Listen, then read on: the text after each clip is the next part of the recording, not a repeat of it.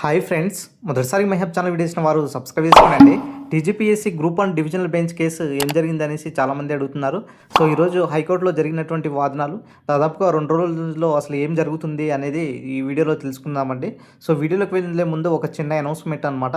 దాదాపుగా year round of ఏదైతే ఉన్నదో 30 టాపిక్స్తో మేము కేవలం పీడిఎఫ్ 50 రూపాయలకే అందిస్తున్నాము ఈ ఒక్కరోజు ఆఫర్ గాను. సో ఇంట్రెస్టెడ్ క్యాండిడేట్స్ మీరు ఫోన్పే రిసిప్ట్ వాట్సాప్ పంపిస్తే మేము దీనికి సంబంధించినటువంటి పీడిఎఫ్స్ పంపిస్తాము. English medium and Telugu medium both ఉంటుంది.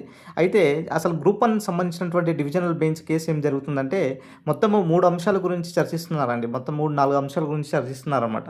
సో ప్రధానంగా ఇక్కడ 2 వేరు హాల్ టికెట్స్ ఎందుకు ఇచ్చారు దాని గురించి ఇవాళ చర్చించారు.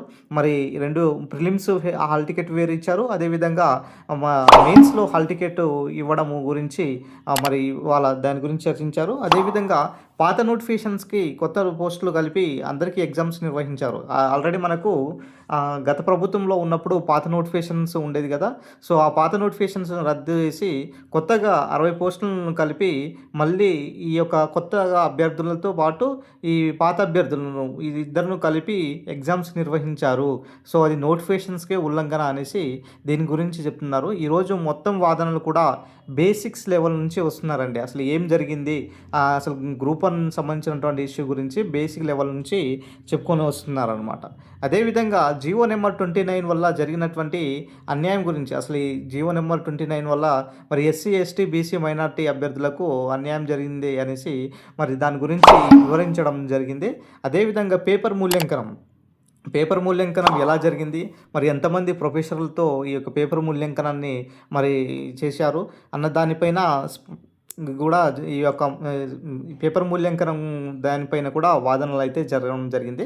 మొత్తానికైతే తెలంగాణ పబ్లిక్ సర్వీస్ కమిషన్ ఏదైతే మనకు గ్రూప్ 1 సంబంధించినటువంటి కేసు ఏదైతే ఉన్నదో దాదాపుగా ఇప్పటికే 19 నుంచి 20 కేసులు మొత్తం కూడా ఈ యొక్క గ్రూప్ 1 మొత్తం కూడా దీంట్లోనే వాదనలు మొత్తం వింటున్నారన్నమాట. దాదాపుగా 2 రోజుల నుంచి ఈ యొక్క వాదనలను చూస్తూనే ఉన్నాము ఎట్లా జరుగుతున్నాయి ఏంది అనేసి.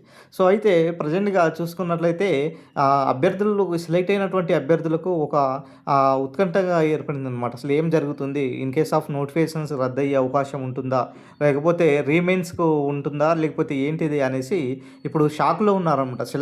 సెలెక్టెడ్ క్యాండిడేట్స్ ఇప్పుడు షాక్లో ఉన్నారు. ఎందుకంటే ఈ మొత్తం బేసిక్ లెవెల్ నుంచి వస్తున్నారు కాబట్టి మరి డివిజనల్ బెంచ్ కేసు ఏం ఇవ్వబోతుంది తీర్పు అన్న దానిపైన ఇప్పుడు వేచి చూడాల్సినటువంటి పరిస్థితి ఏర్పడడం జరిగింది. సో ఎస్పెషల్లీ 2 హాల్ టికెట్స్ వేరు అనేది టీజీపీఎస్సీ తన సొంత నిబంధనల్ని ఉల్లంఘించింది. ఎక్కడ కూడా తన యొక్క దాంట్లో ఎక్కడ మెన్షన్ చేయలేదు, 2 హాల్ టికెట్స్ ఇస్తామనేసి చెప్పలేదనేసి కూడా చెప్పడం జరిగింది. పాత నోటిఫికేషన్స్కి కొత్త పోస్టులు కలిపి అందరికీ ఎగ్జామ్స్ నిర్వహించడం దానిపైన కూడా మరి దీని గురించి కూడా మరి చాలా వాదనలు అయితే ఎక్కువగా జరుగుతున్నాయి. అటు అడ్వకేట్ జనరల్స్ అయినా సరే, ఇటు పిటిషనర్ తరపు నుంచి అయినా సరే దాదాపుగా ఈ యొక్క టీజీపీఎస్సీ గ్రూప్ 1 పైన దాదాపు 19 కేసులు పడ్డాయి. 19 నుంచి 20 కేసులు కూడా ఇక పడ్డాయి. దీనిపైన గురించే తీవ్రంగా చర్చించుకుంటున్నారు. అయితే విషయానికి వస్తే మరి ఈ యొక్క గ్రూప్ 1 దానిపైన సింగిల్ బెంచ్ ఏదైతే తీర్పు ఇచ్చిందో సింగిల్ బెంచ్ తీర్పును అమలు చేయాలనేసి కొంతమంది కూడా దీనిపైన కేసు అయితే వేయడం జరిగింది.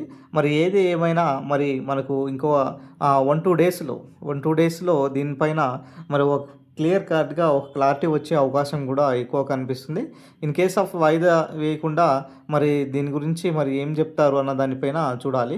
సో డివిజనల్ బెంచ్ మరి ఇప్పుడు ఈ విషయం పైన పరిగణనలు తీసుకొని దాదాపుగా 2 డేస్ నుంచి ఇక గ్రూప్ 1 గురించే వింటుంది కాబట్టి మరి ఏం జరగబోతుంది టీజీపీఎస్సీ గ్రూప్ 1 అన్న దానిపైన వేచి చూస్తున్నారనమాట.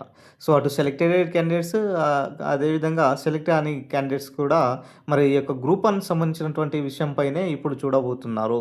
సో కాబట్టి మిత్రులారా, ఏదైనా సరే మరి గ్రూప్ 1 యొక్క కేసెస్ ఉండగా నోటిఫికేషన్ రాదనేసి ఊహ ఏమి ఉండదు. ఖచ్చితంగా నోటిఫికేషన్స్ అయితే వస్తాయి. కాబట్టి మీ యొక్క ప్రిపరేషన్‌లో మీరు కంటిన్యూలో ఉంచుకోండి. ఖచ్చితంగా నోటిఫికేషన్ అనేది యథావిధిగా వచ్చే అవకాశం ఎక్కువ కనబడుతుంది. సో, ఏది ఏదైనా సరే అటు టీజీపీఎస్సీ మరి ఎటువంటి డెసిషన్ తీసుకోబోతుంది అన్న దానిపైన ఇప్పుడు చర్చించాల్సినటువంటి విషయము. జీవో నెంబర్ 29 అనే అంశము మరి కేసెస్ మరి సుప్రీం కోర్ట్‌లో ఉన్నదా? లేదా? మరి కొట్టేసారా? అన్న దానిపై చాలామంది అడుగుతున్నారు సార్. సో, జీవో నెంబర్ 29 గురించి నేను అప్పటికే చెప్పినాను. అది కేసు సుప్రీం కోర్ట్‌లోనే ఉన్నది.